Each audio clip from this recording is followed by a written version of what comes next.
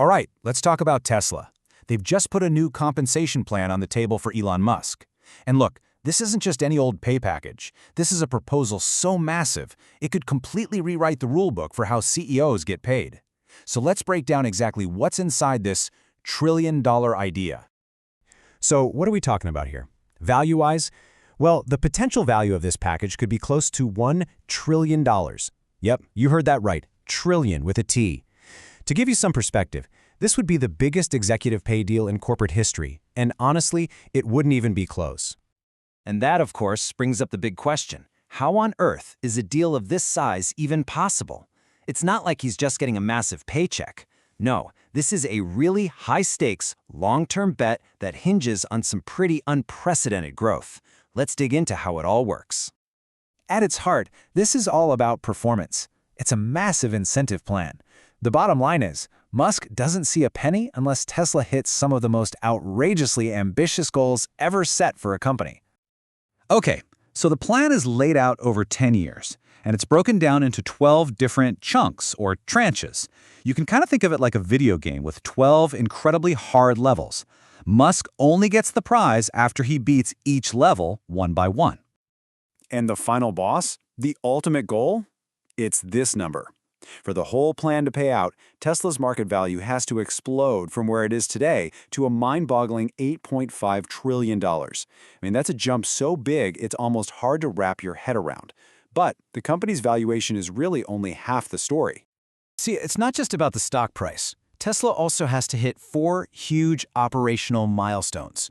We're talking about delivering 20 million cars, deploying a fleet of 1 million robo-taxis, building 1 million of those Optimus humanoid robots, and generating $400 billion in earnings. Any one of those by itself would be a massive, massive achievement. So, if Tesla actually manages to pull off this incredible, almost impossible feat, what exactly does Musk get out of it? And what are the strings attached? Okay, this is where we need to look at the fine print. What's really crucial here is that this is a long-term commitment. Musk has to stick around for the full 10 years. In fact, the rewards don't even start unlocking until about 7.5 years in. And notice that last step. The final payout is literally tied to him setting up a solid succession plan, so it's about the company's future beyond him too. Now, if all these milestones are actually met, Musk would get a ton of new shares, and that would potentially boost his voting control over Tesla to almost 29%. A stake that big would give him way more influence over the company's major decisions. And you can see here, this shift in power would be pretty significant. You have his current stake, and then you add this big new slice of about 12%. That really strengthens his say in where the company goes next. And the personal outcome of all this, the big headline? If this plan works out, it would almost certainly make Elon Musk the world's very first trillionaire. It would just catapult his wealth into a completely different league. Okay, so a plan this audacious doesn't just appear out of thin air, right? There's a very specific backstory here and a lot of current pressures that have led us to this exact moment. You probably remember the 2018 plan, right? The one worth $56 billion. Well, shareholders approved it, but then earlier this year, a Delaware court threw it out. After a smaller interim award was granted to keep him around, we've now arrived at this brand new, much larger proposal that has to go to another shareholder vote. And this really gets to the core tension of the whole thing.